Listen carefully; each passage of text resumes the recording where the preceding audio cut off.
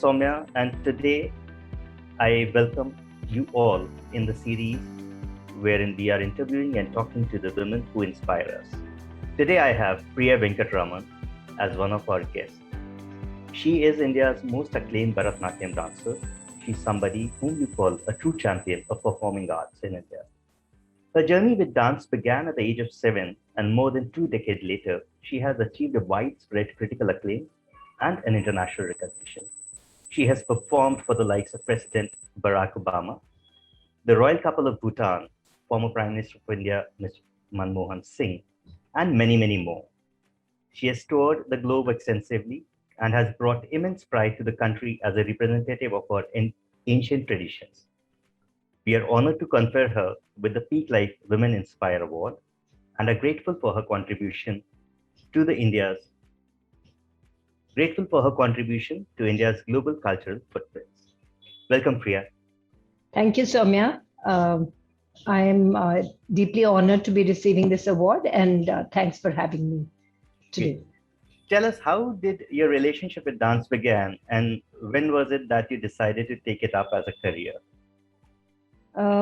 Actually, just as a traditional South Indian girl growing up in traditional household in Delhi, we were made to learn dance and music. It was an intrinsic part of our growing up years. So we were just schlepped away to dance and music classes, and that's how it started. It was much later, I think, in probably in our teens when we started performing regularly and we started getting performance opportunities, that the performance bug sort of bit me. I still went to Delhi University and completed my undergraduation in economics. And it was after that that I decided to take this up in a professional way. Yeah. So you mixed up economy with the dance performance art. Now, why did you choose economics while there are BAs and MAs in performing art as well, which were there? Actually, not at that time. So this was in the late 80s is when I went. Yeah. So it was either a pass course that you could do, or it was honors in, one of the other subjects that you had to do, like, either literature or psychology. You had to choose a subject that interested you. And economics was something that interested me a lot. Okay. The general perception is that the artists are extremely disciplined and devoted individuals. Now, how does your average day looks like? Are you still, following your daily routine the way it used to be earlier when you started your career in dance? You have to be. You have to be extremely disciplined. Otherwise, you cannot multitask, not just as an artist, but as a woman today as well, because not only are we artists, we are mothers, we are teachers. Now I'm speaking for myself. I run a very successful dance school in Gurgaon. So I'm teaching, close to 100 students. I teach, I perform, I travel globally. And I'm a mother to 2 children who no longer live here in Gurgaon, but as they were growing up, running after their school needs, plus performing. And then in order to perform, you need to make sure that you're fit. So your physical conditioning. So it's not just dance rehearsals, but your physical conditioning also takes priority. So in order to do that, then your basic yoga, your fitness takes priority, your dietary needs. So you have to keep in mind and be extremely disciplined. It's like anybody else, it's like a tennis player or a golfer. You have to keep in mind your fitness levels and have to be extremely disciplined. Do you think that as a dancer, it is essential to remain rooted in the tradition of the form, or is it necessary to reinvent and experiment with the form to reach a wider audience? This question comes with the fact that, while we see a whole lot of old songs being recycled, there are also fusion dance forms that keep coming up. You watch all the reality dance shows in India, and there's a Bharatnatyam, there's a Kathak, and then suddenly there would be a hip hop mix. How do you look at it? What's your take? Yeah. So Soumya, see, just be true to the tradition. Innovation is all right. It just depends on what your calling is. If you want to innovate, be clear about what it is that you want to do. Don't do a mishmash of things. Don't do Bharatnatyam, Kathak, Odissi, and a few minutes of each style and put it all together. I find now with youngsters, they don't have full training in one particular style. They learn something for a year, 2 years, and then they become teachers or gurus. We've all been dancing. I've been dancing for about 40 plus years now. I've been teaching for close to 30 years. It's a lifelong sadhana. If you decide to go down the traditional path, that's your calling. I like to do the traditional margam, the traditional repertoire, because that appeals to me, and that's what I like to do. But if you like to give it a contemporary spin, that's completely left to you. But then choose a clear path and stick to it. I recently judged a classical dance competition in a leading public school in Gurgaon, and they had entries from all over Delhi NCR. And this was the same thing. They were given like a 4-minute section, and in that 4-minute section, there were quite a few children. These were not young children; they were young adults. They're class 11 and class 12 students who had submitted clips where within that 3-minute, 4-minute section, they'd included 3 different pieces. So this has become like a mishmash of styles. Our attention spans have become very short now, just like we've gone from 50 overs to 20 overs. And then maybe, I don't know, in the future, we're going to go down to 10 overs. Back when we used to do a Varnam, which is the longest piece in the Bharatanatyam repertoire, which used to be done solo for about 45, 50 minutes when I started my career. Now we are down to, I have organizers who give me 20-minute slots for the entire concert. Compared to when I used to do one piece for 45 minutes, now children are doing like 3 pieces, and you've not done justice to anything. So I had much rather have seen one complete piece for about 4 minutes rather than snippets of 3 different pieces. So what I'm trying to say is be clear about the path that you're going to adopt. While we are talking of reinvention, we have come a long way from ta thai thai ta ta thai thai ta to 1 2 3 change, 3 4 2 change. Uh, the past year and a half has also taught us totally different things. During the pandemic, the online performance and the classes became more common than they were ever before. How do you see this development for the artists as well as for the audiences?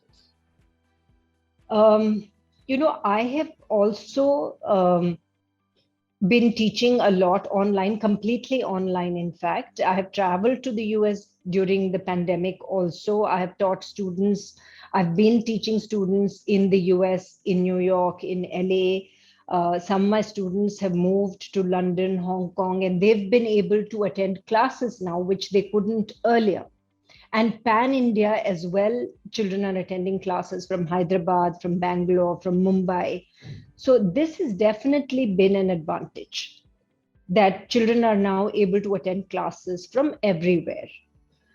But having said that, it is not the same as doing in-person classes, because there is a definite sound lag. The efficiency is only about, I would put it at about 70 to 80%. So I'm not able to give the children corrections. I just started in-person classes, and I could tell they do need a lot of corrections now because they've been doing online classes. But definitely the reach is a lot more. I'm able to reach a lot more people. And then I myself, my gurus are sitting in Chennai. I have been able to continue with my classes through the pandemic without having to travel to Chennai, thanks to Zoom. So that's definitely an advantage. In terms of performances, I have stayed away.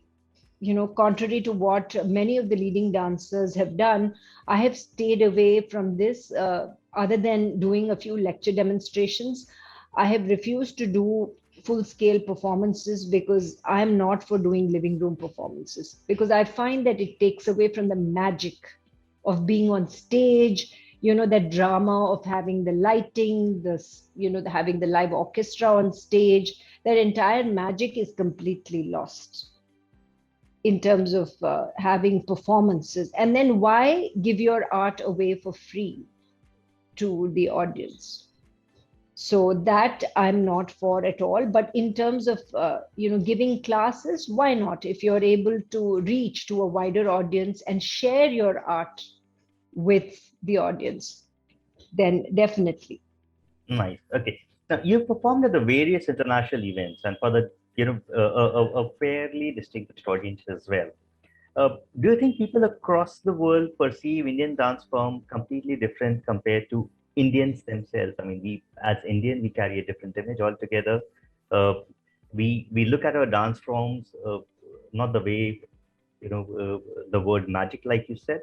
Not all of us look at them as the magic, but internationally there's a different feedback altogether. What's your take? What's your feedback on it? I mean, what do you feel about it? It is perceived completely different.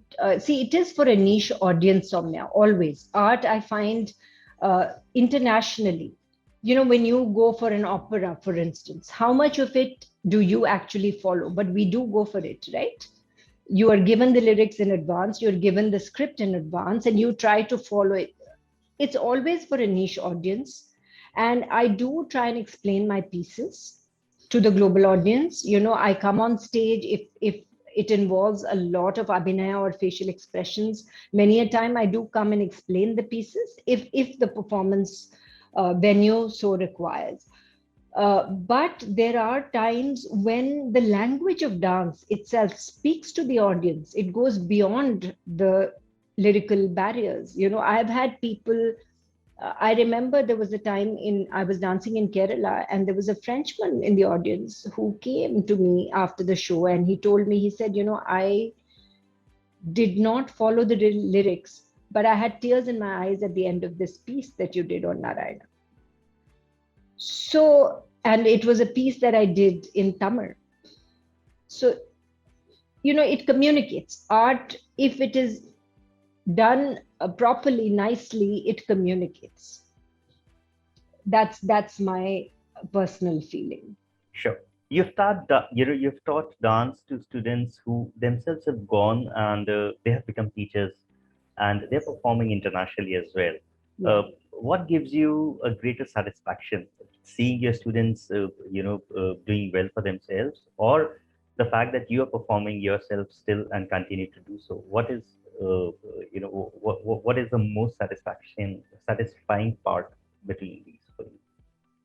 At this point, Soumya, teaching, actually, I've always been fond of teaching. For me, strangely, I started teaching in parallel. So I've been teaching for as long as I've been performing. And teaching gives me a lot of joy. And seeing these little children now who have become teachers and they have students of their own. I have a student in Chicago who started learning from me in 1992. And she's a teacher, and now she takes lessons from me on how to teach students. And I was stationed, we were living in Chicago. This was in the 90s, and she's teaching in the same city where we used to live. So it is so sweet. She comes to me every few months to take lessons on how to structure the next few lessons, or the next 6 months, how she should teach them. So it is lovely to see them taking this forward. And here is a girl who was born in a Gujarati family in Chicago, who has no South Indian roots whatsoever, who has learned this art form, who is a physiotherapist by profession.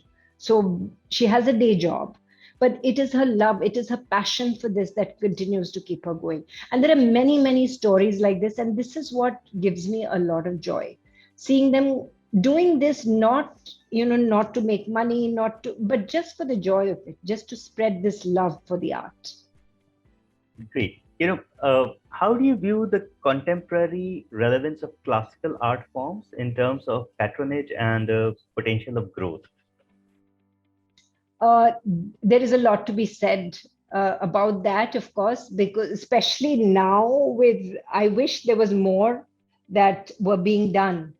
I'm glad that, a platform like yours has decided to include classical dance. It is so important, Soumya, because we need to encourage classical dance and make it relevant. It should not just be Bollywood celebrities who are being felicitated, or music icons, but also other classical musicians and dancers who are doing a lot of work at grassroots levels, who are working with children, who are taking them away from just it's been so much of online education for the kids in the last 2 years. We are making an effort to take them away from this and then give them a lot of other types of education, arts education that will benefit them in the long run.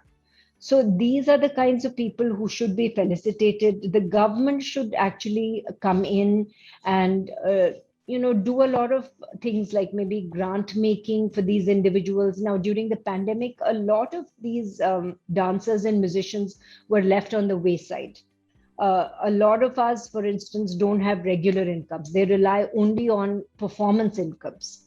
And a lot of the performance opportunities were completely lost. So the government could have stepped in, corporates could have stepped in to, fund performances, maybe think out of the box, uh, to somehow give them an alternate means of income.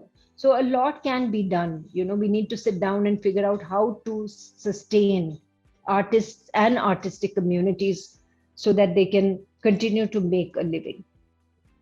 What has dance taught you in your life? What are your lessons apart from just, of course, the skills that they come along with? In How has dance contributed in your own personal growth as a person? I feel the biggest lesson for me has been discipline, of course. Discipline and perseverance, and just joy. This joy in little things. I find that has come from being a dancer. Whether it is looking at a flower, the beauty, observing beauty in little things, beauty in nature, beauty in things around you, being able to observe and notice these things, I think has come from my basic training as a dancer. What is your vision for the future of classical dances in India and probably across the globe as well? Since you travel, you are an influencer internationally as well when it comes to dance forms. It is so widespread now. I find that there are so many schools. It's just all over. Bharatanatyam especially. There are so many schools, especially in North America and elsewhere in the world. So I feel that the future is really bright. I'm working on a project with a dance company for next year already, and they're so excited about it.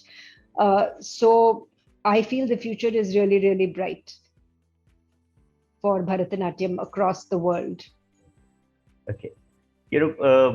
We as traditional Indians still follow that you need to have your formal education. You yourself, look at yourself, done your graduation in economics, and then you pursued your passion, which is dancing. But in today's era, it's the focus actually goes off from what interest lies and what other passion that one would want to follow. A lot of kids are discouraged to take dancing as a career option. What is your advice to these, kids and the budding dance performers who probably, would like to follow the same path as yours? See, Soumya, this is a difficult question to answer. I have had students um, who have gone into teaching. For instance, I do have students who teach, who are part of dance faculty at various reputed schools in Delhi and NCR, at international schools. But that's few and far between, because there are very few positions also, right? And then not all my students have been assigned these positions. So what do you do then? Other than this, there are not enough performance opportunities for you to subsist, and not everybody can become a teacher. So they do need a parallel career option. Also, there are very few schools, very few colleges that offer professional degrees in dance. So that is another issue that perhaps the government bodies can look into. So once you finish school, for you to get like a performance arts degree, you were also asking me, right, as to why I didn't go in. At that point, there were very few schools. There were just a couple of schools, and they were also offering what is called a diploma. Nobody was offering a degree back in the 80s. Even now, there are only a few universities that will give you a degree. And then what? The salaries that you get when you graduate with that 4-year degree will not be enough for you to survive in the real world.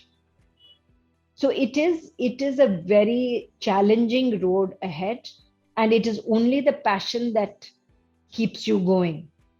So I would definitely advise them to, keep their education going and not to give up on that completely. They need to have a sound education. So it is not this or the other till they are completely settled in the art field.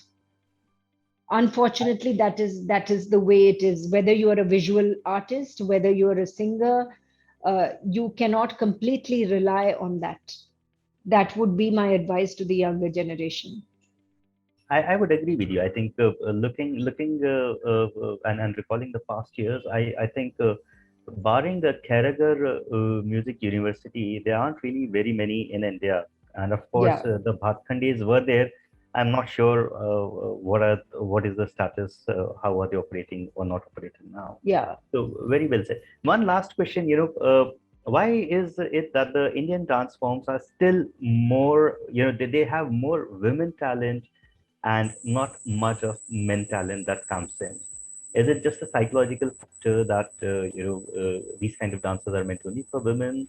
Uh, what is your opinion? How you would be interacting with so many of them, and a lot of kids, boys who would be coming probably to start with, and then later they would divert to maybe a break dance or something else for themselves.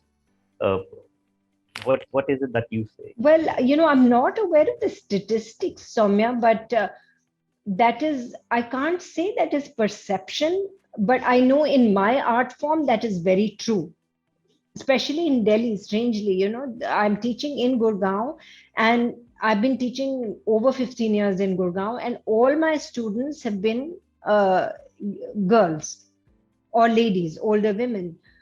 In fact, in the US, I had male students, but I do know that in certain art forms, classical art forms like Chow or Kathak, there are a lot of male dancers. I also feel that it could again be because of finances. Because historically, again, the male being the breadwinner is expected to go into more financially rewarding careers. As a result, the parents don't put them in dance classes. I feel that that could probably be why I don't have, for instance, in a city like Gurgaon, I don't have, though my classes are not limited to. In fact, my manager was just getting the flyers ready for a workshop that we are launching next week. And he asked me this, saying, "Ma'am, is it gender specific?" I said, "No, but I doubt if we've received any registrations so far from male dancers. It's just that we don't restrict it, but it just happens that way." And I'm thinking it's probably financial compulsions in the future that will motivate parents from not restricting it. And it's also seen as a very effeminate thing to do. I think we need to remove that mindset, work towards removing it. But having said that, there are certain art forms that are very male centric, and a lot of male dancers do take to it, like Kathak and Chow.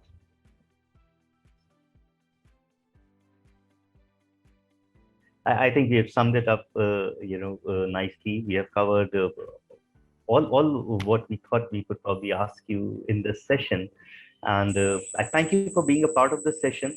I look forward to meeting up with you on the 28th at the Women Inspire Awards, and would like to say a personal hello to you in that.